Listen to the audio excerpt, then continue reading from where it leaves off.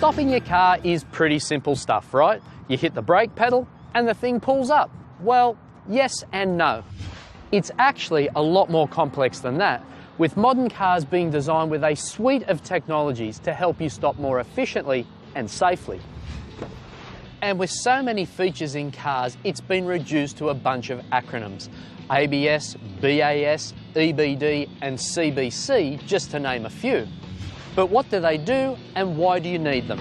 Well, I'm glad you asked. Let's start with one you've probably heard of and probably used. ABS, an acronym from a German phrase. It basically translates to anti-lock braking system. Originally designed for aircraft, ABS is now on everything. And as the name suggests, it stops your wheels from locking. But that doesn't mean the tyres can't skid. With ABS, they absolutely can skid and sometimes leave black marks on the road. But in keeping the wheel spinning during heavy braking, you actually reduce your stopping distance and, more importantly, maintain the ability to steer. Which could mean the difference between this or this. Modern ABS systems are 4-channel, meaning they monitor the speed of each wheel and adjust the braking individually. That way, if only one or two wheels start to skid, the car can provide maximum braking while still going the direction you're telling it to. Less obvious is EBD, or Electronic Brake Force Distribution.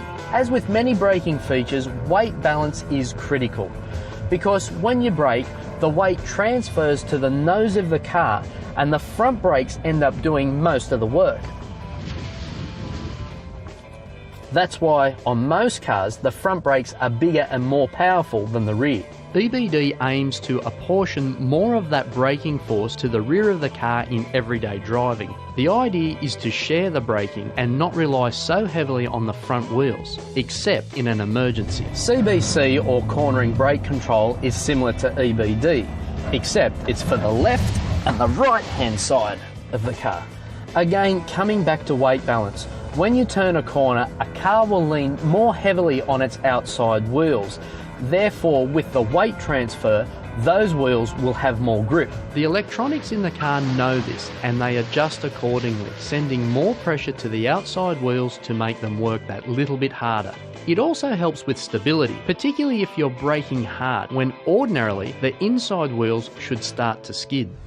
One system you may never use is BAS, or Brake Assist System. This is designed to keep an eye out for an emergency stop. For example, when you're quick off the accelerator and onto the brakes. This feature brings the brakes up to their maximum threshold faster than you could be hitting the brake pedal.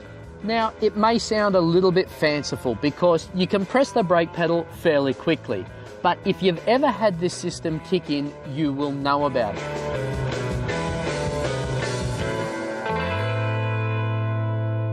So it's definitely come a long way since drum brakes and those early ABS systems.